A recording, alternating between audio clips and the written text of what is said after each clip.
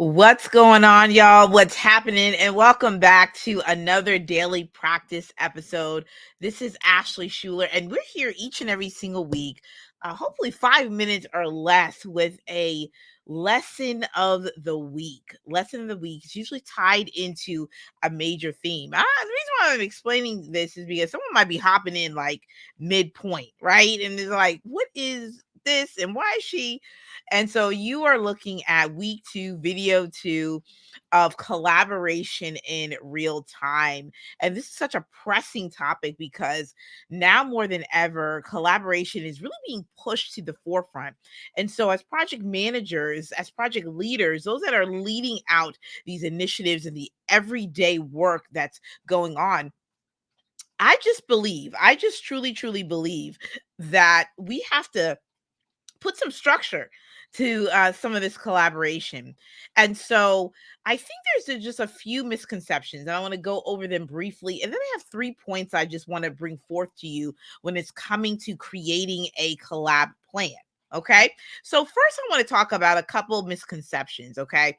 And I think that one of them is that you need to collaborate all the time. There's just such an emphasis right now of like, get these collaboration tools, collaborate, collaborate, collaborate, and all of these things in between. It's like, no, you don't need to collaborate all the time. No, no, no. Collaboration should be organic, right? It should be an organic experience. And collaboration will create too much dependency on each other. So let me review that one. Let me review that again. Three sort of misconceptions: that you need to collaborate all the time, which is not true. I believe collaboration should be intentional.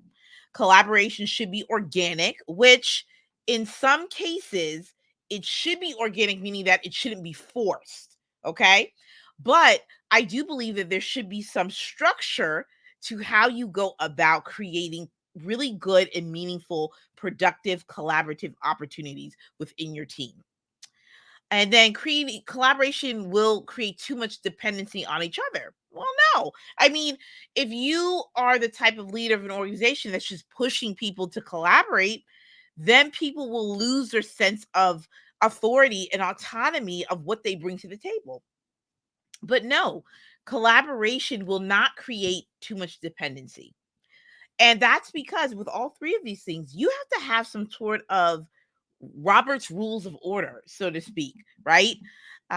In terms of how you want collaboration and that spirit of collaboration and creating that collaborative culture. How do you want that to live and breathe and grow within your team and organization? Have we thought enough about that? That's something that for me and the teams that I work on, consult with, like, I've had to really start to peel back the layers of collaboration. Okay, I want to get into three main points on creating a collaboration plan. And so I will expound upon these and talk a little bit more in depth about what I mean by a little bit more with some examples on the Systems Live. So whether you catch this on the live or the replay, look for collaboration in real time, week two, creating your collaboration plan. Okay, look for that live stream. It'll be about an hour or so. All right, so three things I think that we should be mindful of when we're looking at creating some structure, creating a collaboration plan. Identify the areas of where collaboration is beneficial. If you feel as if like you have a handle on a particular area, you got some good, maybe you have some good feedback that you've collected or research that you've done. Hey, maybe you don't need collaboration for this one task or this one area that you're responsible for. So PMs, I want you to think of this because the project work can get so involved and so intense at times. You have to really decipher between, managing the schedule and ensuring that things are up to date. What meetings on the calendar are going to be necessary, or what opportunities do you see that are going to be beneficial? And I'm going to give you a hint. I'm going to err on the side of strategy, right? That's going to be necessary for that collaborative piece of work. Also, I want you to think about a project or task that may have been bumpy or chaotic in the past, something that you saw that was like, you know what, or we're going to need another set of eyes, a set or two of eyes, right? To look at this situation, make sure that we have the right people in the right room thinking about what we're working on and the end result and where we're trying to go to. I also want you to think and challenge yourself, and this doesn't have to be all the time, right? So PMs, I want you to think about this, right?